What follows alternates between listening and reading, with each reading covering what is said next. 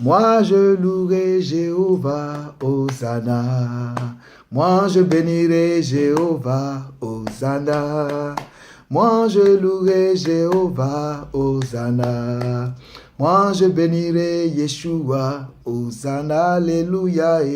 Hosanna, Hosanna, Hosanna, Alléluia. Hosanna, Hosanna, Hosanna, Alléluia. Hosanna, Hosanna, Hosanna, Alléluia. Hosanna, Hosanna, Hosanna. Alléluia, gloire à Jésus-Christ de Nazareth. Père, mon âme te loue, mon âme te bénit, mon âme te glorifie. Merci pour cette opportunité que tu me donnes. Ô Seigneur, que toute la gloire te revienne et que toute l'adoration te soit rendue, Père éternel. Merci, Père, pour ce que tu prends le contrôle maintenant de toutes choses. Que ma personne s'efface et que toi seul tu sois vu, Père éternel. Que toute la gloire soit à toi seul. Que toi seul sois retenu dans les pensées au nom puissant de Jésus. Seigneur, prends le contrôle, prends la direction, enseigne ton peuple, édifie ton peuple. Que ton seul nom soit glorifié dans le nom puissant de Jésus. Reçois toute la gloire, toute la louange au nom de Jésus-Christ de Nazareth. Amen. Amen. Gloire à Dieu. Frères et sœurs, je vous salue dans le nom puissant de Jésus-Christ de Nazareth.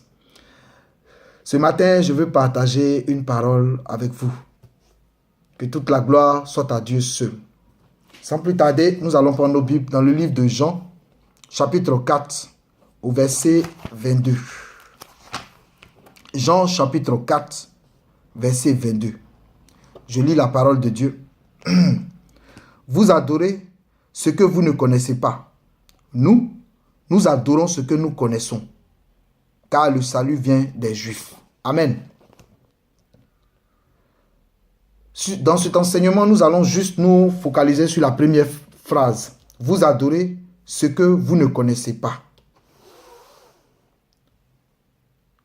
Aujourd'hui, beaucoup d'enfants de Dieu dans les églises adorent le Seigneur sans le connaître. Si vous posez la question aux chrétiens, qui est Jésus?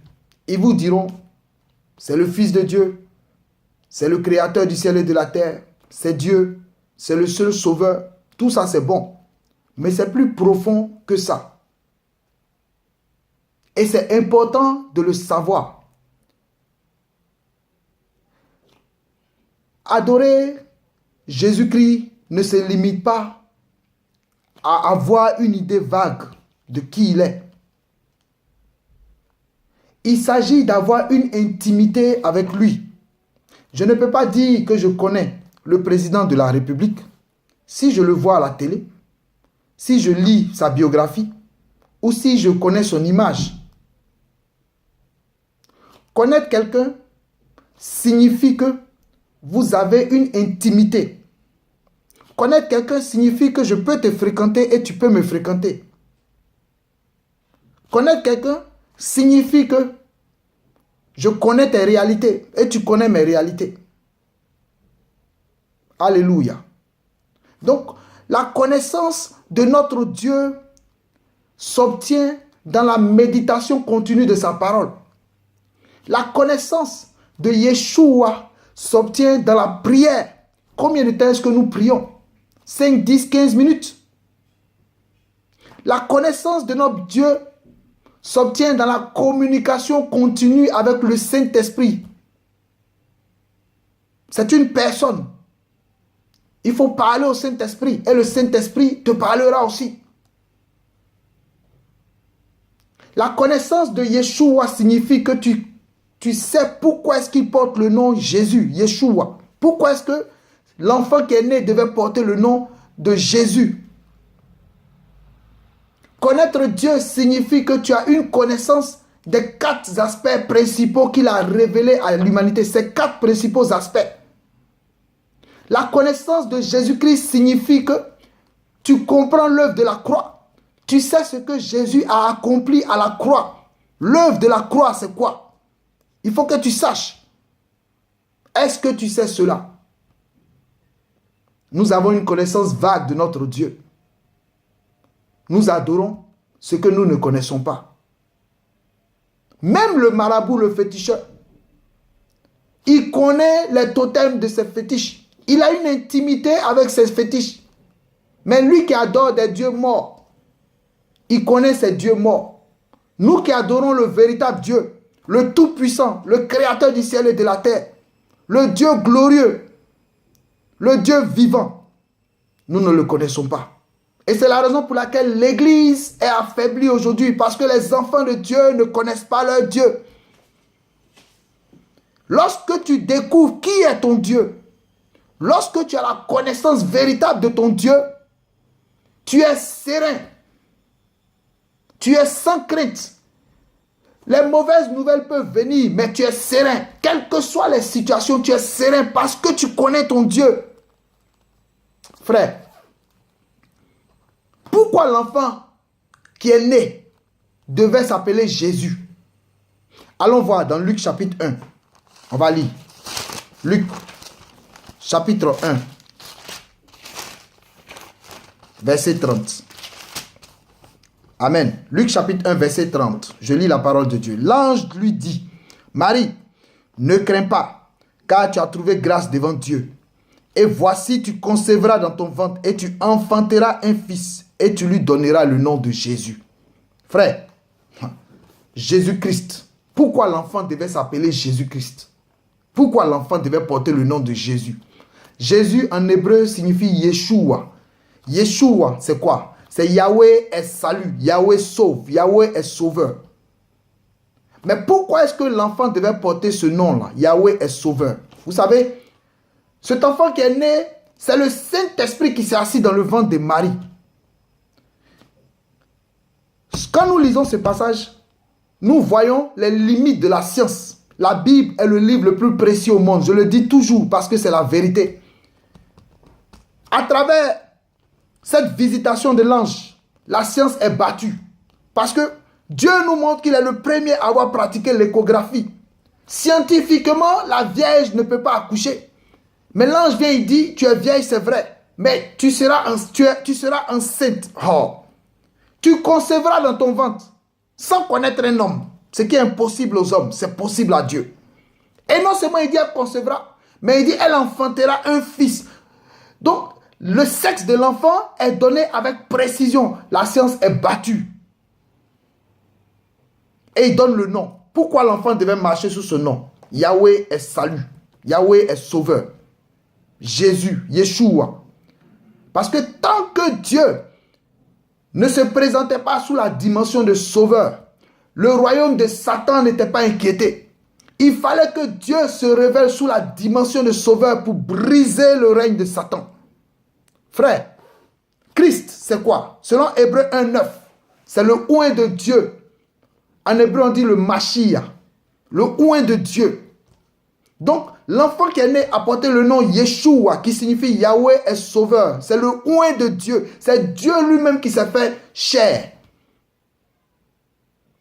Frère, c'est magnifique. Il faut que tu saches qu'à un moment donné, pour que le règne de Satan soit brisé sur l'humanité, Dieu lui-même est venu. Il a pris forme humaine parce qu'il fallait un homme pour sauver les hommes qui avaient péché. C'est pourquoi lui-même il a pris la forme humaine. Et il a porté ce nom puissant et glorieux qui sauve. Regarde, il n'y a pas de salut en un autre nom. La Bible dit dans le livre de Romains chapitre 10 verset 13 que tous ceux qui invoqueront le nom du Seigneur seront sauvés.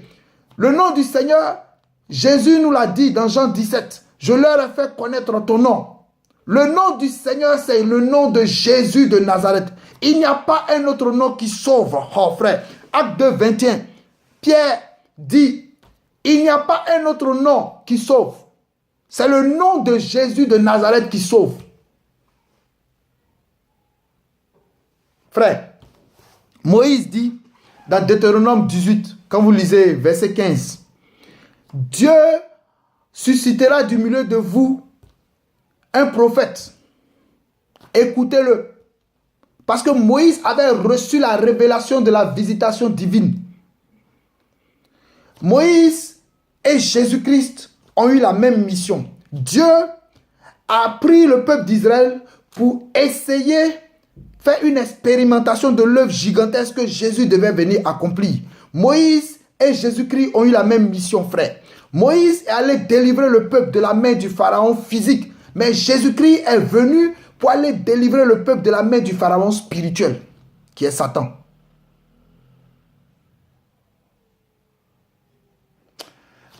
Moïse est allé arracher le peuple d'Israël qui était tenu en captivité pendant plus de 400 ans.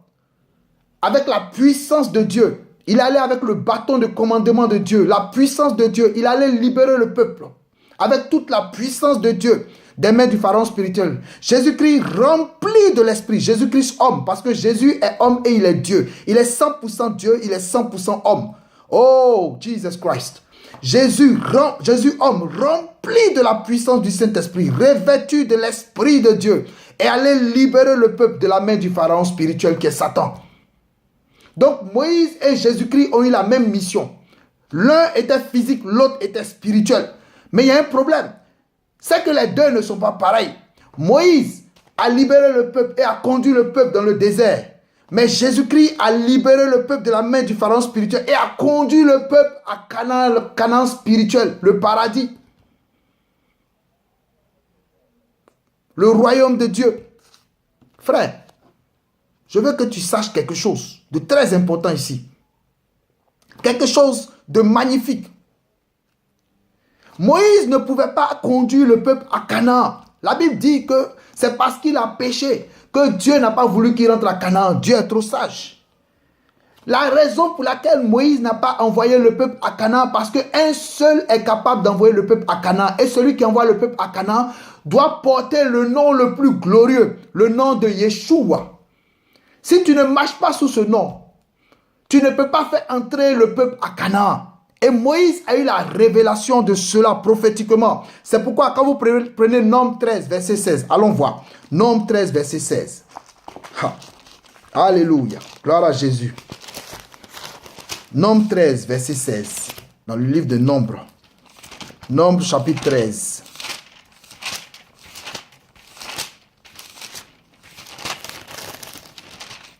Nombre chapitre 13, verset 16.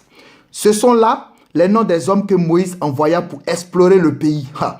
Moïse donna à Osée, fils de Nan, le nom de Josué. Frère, Osée, fils de Nan, était le disciple de Moïse.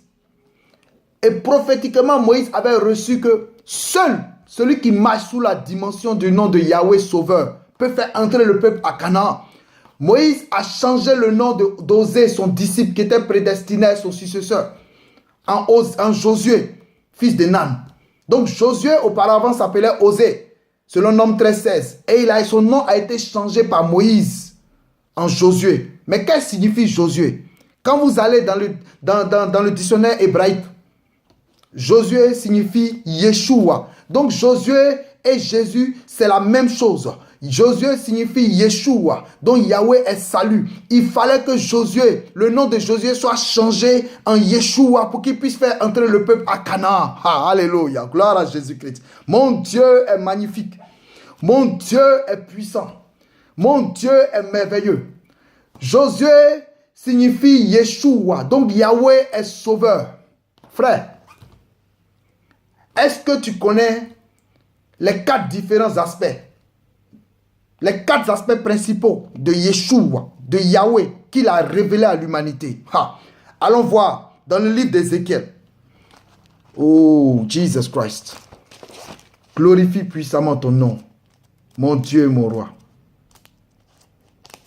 Ézéchiel, chapitre 1.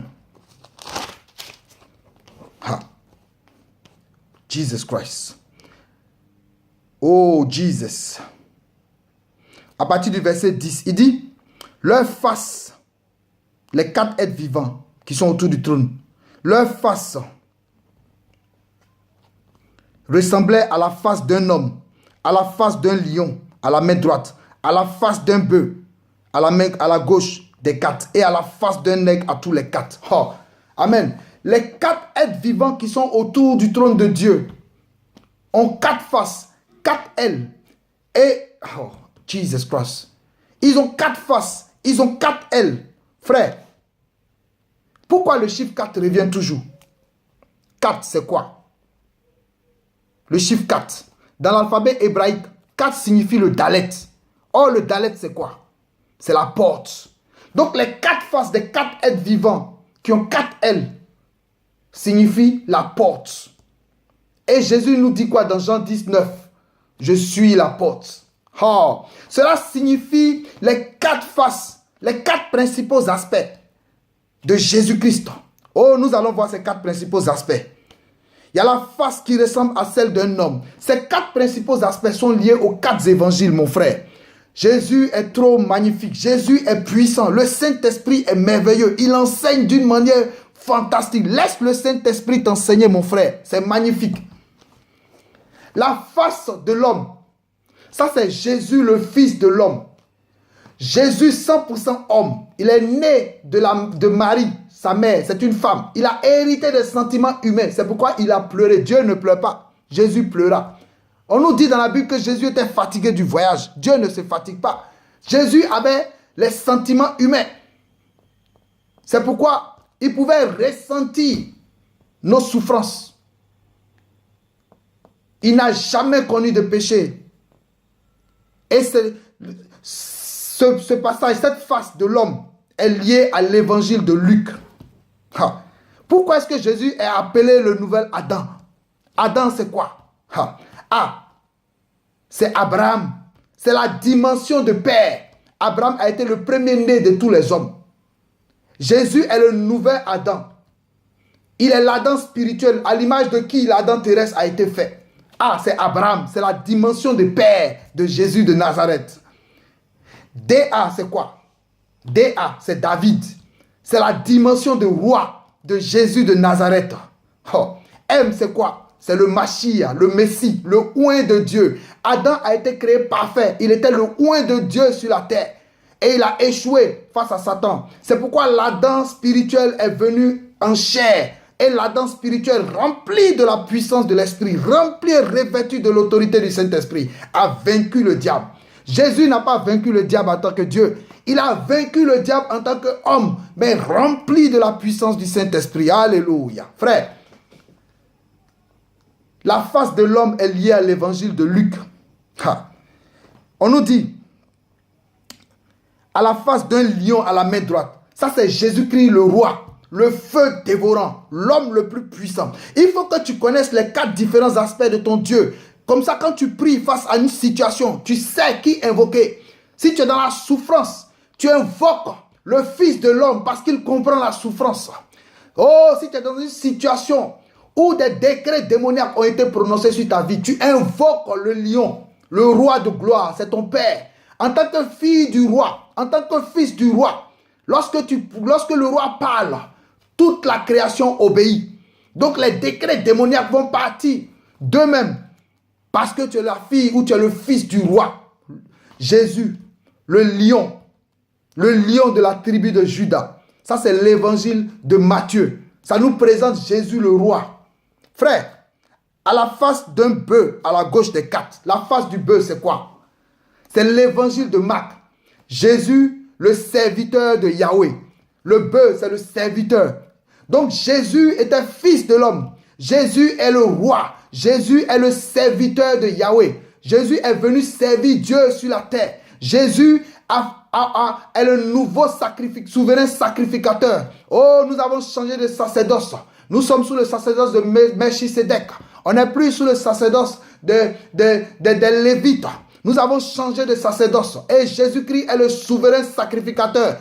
Il n'offre pas de péché pour lui-même parce qu'il n'a pas de péché. Oh, il a offert son propre sang en sacrifice. Jesus Christ. Et la dernière face, c'est la face de l'aigle. Qu'est-ce que la face de l'aigle? C'est l'évangile de Jean. C'est Jésus le prophète par excellence. Le véritable prophète. Le seul prophète qui parle de son propre nom. Tous les prophètes disent, ainsi parle l'Éternel, ainsi parle Yahweh. Mais Jésus dit, en mon nom, je vous le dis. Il dit, je le dis, parce qu'il est le prophète par excellence. Frère, l'Esprit, allons voir dans le livre de 1 Pierre. 1 Pierre. Oh, Jesus Christ. Dirige-nous, conduis-nous, Père. Oh, Jesus. Jesus, Jesus, Jesus. Jesus Christ, Jesus Christ. 1 Pierre. 1 Pierre chapitre 1. 1 Pierre chapitre 1 verset 10. C'est au sujet de ce salut que les prophètes qui ont prophétisé concernant la grâce qui vous était destinée ont fait leurs recherches et leurs investigations. Verset 11. Ils voulaient sonder l'époque et les circonstances marquées par l'esprit prophétique de Christ qui était en eux. Je peux m'arrêter là. Frère, tous les prophètes qui sont venus avant Yeshua, tous les prophètes, Ésaïe, Élie, tous les prophètes de la Bible avaient tous l'esprit prophétique de Christ. C'est le Saint-Esprit, l'Esprit de Jésus qui était en eux, qui s'est saisi d'eux, jusqu'à ce que l'Esprit de Jésus vienne et que Jésus ait la plénitude de son Esprit. C'est-à-dire l'Esprit de Jésus les saisissait à un moment et il les relâchait. Mais Jésus sur terre avait la plénitude de son Esprit. Donc il est le prophète par excellence. C'est en son nom que tous les prophètes parlent. L'évangile de Jean, ça c'est Jésus, l'aigle, la face de l'aigle, Jesus Christ. Frère, est-ce que tu comprends l'œuvre de la croix?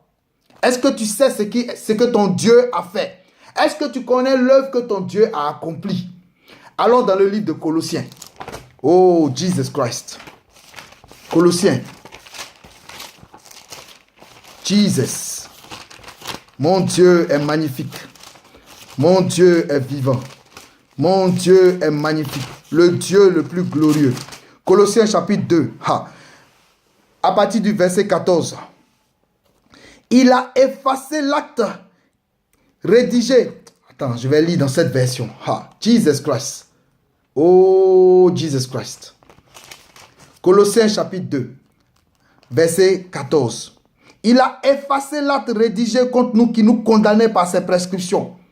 Et il a annulé en le clouant à la croix. Il a ainsi dépouillé les dominations et les autorités et les a données publiquement en spectacle en triomphant d'elles par la croix. Frère, c'est magnifique. C'est magnifique, mon frère. Jésus de Nazareth, au poteau de la croix. Satan avait un dossier en béton contre toi et moi. Et nous étions tous destinés à l'enfer. Il n'y avait plus d'espoir. Dieu a dit, qui enverrai-je? Il n'y eut personne dans les cieux. Lui-même Dieu, il dit, j'irai, je prendrai la forme d'un homme et je sauverai l'humanité. Dieu s'est fait homme. Il est venu, il est monté à la croix. À cause de toi et moi, il a versé son sang. Frère, la Bible nous dit dans le livre de Matthieu 27, 45, que les ténèbres ont envahi la terre pendant la 6e et la 9e heure. Frère, qu'est-ce que cela signifie? Au poteau de la croix, lorsque Jésus a été mis sur la croix, les ténèbres, ce sont les démons. La terre a été couverte par les ténèbres pendant 3 heures de temps. Il a fait nuit pendant 3 heures de temps. Qu'est-ce que cela signifie? Spirituellement, Jésus au poteau de la croix a convoqué tous les démons. Il a convoqué Satan et tous les démons. Et ce jour-là, ils ont reconnu que c'était le Créateur qui les appelait. Ils ont répondu présent. Personne parmi eux n'a manqué à cet appel. Ils étaient tous là. Satan était là avec tous ces démons déchus, ces anges déchus. Tous ces anges déchus étaient là. Ils ont tous répondu présent. Qu'est-ce qui s'est passé dans le spirituel? Il a effacé l'acte rédigé qui nous condamnait par ses prescriptions. Qu'est-ce que ça veut dire? Jésus a arraché, oh Jesus Christ, il a arraché le dossier en béton que Satan avait contre toi et moi, frère. Oh Jesus Christ, Jesus. Il a effacé l'acte rédigé contre nous qui nous condamnait par ses prescriptions. Il a arraché le dossier en béton que Satan avait contre toi et contre moi. Et il a effacé cela par son sang. Il a pris son sang et il a effacé ce dossier. Donc le dossier est vide. C'est pourquoi la Bible dit il n'y a plus de condamnation pour ceux qui sont en Christ Jésus. Frère, oh c'est magnifique. Il ne s'est pas arrêté là. On dit il a annulé en le clouant à la croix. Donc il n'y a plus de dossier. Satan n'a plus rien contre toi quand tu acceptes Jésus-Christ de Nazareth. Parce que le dossier qui te condamne est effacé par le sang de Jésus. Et Jésus a pris ce dossier, il a cloué à la croix. Il n'y a plus de condamnation pour toi. Jésus-Christ ne s'est pas arrêté là. La Bible dit, il a ainsi dépouillé les dominations et les autorités et les a données publiquement en spectacle en triomphant d'elles par la croix. Frère, c'est magnifique. Tous les démons étaient réunis avec leurs âmes. Jésus a désarmé tous les démons. Il a dépouillé Satan. Il a dépouillé tous les démons. Tous les anges déchus qui sont devenus des démons, il les a dépouillés de leurs âmes à cause de toi et moi. Et il les a livrés publiquement en spectacle en triomphant d'elle par la croix. Oh, Jesus Christ. Luc 10, 19 nous dit, voici, je vous ai donné le pouvoir de marcher sur les serpents et les scorpions et sur toute la puissance de l'ennemi et rien ne pourra vous nuire. Oh, il a désarmé les démons, il a désarmé les autorités, il a désarmé les puissances des ténèbres et il nous a donné le pouvoir de les vaincre. C'est pourquoi lorsque vous invoquez le nom de Jésus, lorsque vous invoquez le nom du Dieu véritable, les démons sont livrés publiquement en spectacle. Ils sont obligés de partir. Oh, Jesus Christ, le nom le plus glorieux, le nom le plus magnifique. Frère, il ne s'est pas arrêté là. Après avoir livré publiquement en spectacle tous ces démons, après les avoir dépouillés, oh, la Bible dit il est descendu dans les régions les plus inférieures de la terre. Il est allé en enfer, là où des serviteurs de Dieu étaient enfermés par Hadès, celui qu'on appelle l'enfer, Hadès. Il est descendu dans les profondeurs de la terre. Le psaume 24 nous dit, porte, élevez vos linteaux. Psaume 24, verset 7, porte, élevez vos linteaux. Porte éternelle, élevez vos linteaux afin que le roi de gloire fasse son entrée. Et Hadès qui sort, il dit à l'ange qui précédait Jésus, qui est ce roi de gloire? L'ange lui répond, l'Éternel fort et puissant, le maître de l'univers, c'est lui le roi de gloire. Porte, élevez vos linteaux. Porte, élevez vos linteaux afin que le roi de gloire fasse son entrée. Hadès est paniqué, il ne sait pas qui arrive. Il dit, mais qui est donc ce roi de gloire? Oh, l'ange lui répond, l'Éternel fort et puissant, le créateur du ciel et de la terre. Porte, élevez vos linteaux. Porte, élevez vos linteaux. Porte, élevez vos linteaux. Et les portes se sont ouvertes. La Bible dit que la gloire de Jésus était telle que tous les démons en enfer se sont prosternés. Hadès s'est prosterné et a donné les clés de la mort et du séjour des morts à Yeshua. Yeshua a libéré ses serviteurs.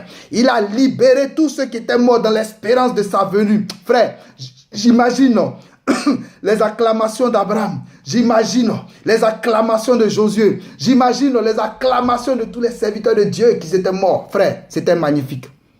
C'était magnifique. C'est magnifique. C'est magnifique, frère. C'est magnifique. Matthieu 27, 52 nous dit que les tombeaux se sont ouverts et les saints se sont présentés dans la ville. Oh, les gens ont vu leurs hommes qui étaient morts depuis longtemps. Et ils l'ont demandé, mais tonton, qu'est-ce qui s'est passé? Il dit, un homme est venu. Il était rempli de gloire. Il est descendu là où nous étions tenus captifs. Et tous les démons, nos surveillants se sont prosternés. Et il nous a libérés. Il nous a sortis de la mort. Oh, Jesus Christ. Il n'a pas changé. C'est ce Dieu que je veux te présenter.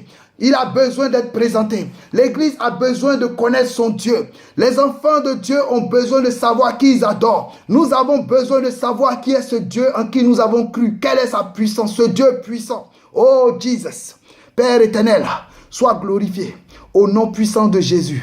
Au nom puissant de Jésus. Au nom puissant de Jésus. Au nom puissant de Jésus. Seigneur, reçois toute la gloire. Reçois toute la louange. Reçois toute l'adoration. Père, que les barrières de l'incrédulité soient brisées.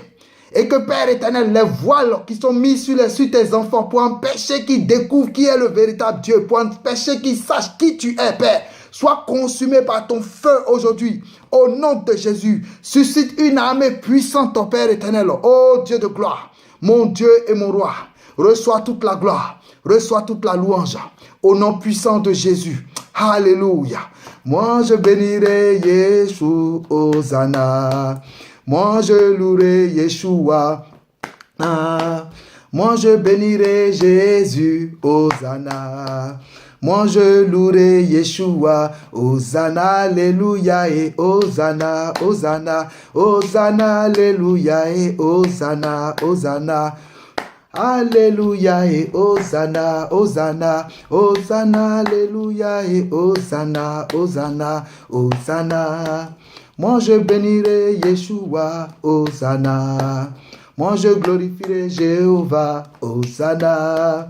Moi je célébrerai Jésus, Hosanna. Je veux bénir Yeshua. Hosanna, alléluia et Hosanna, Hosanna. Hosanna, alléluia et Hosanna, Hosanna. Hosanna, alléluia et Hosanna, Hosanna. Hosanna, alléluia et Hosanna, Hosanna. Hosanna, alléluia. Gloire à Jésus.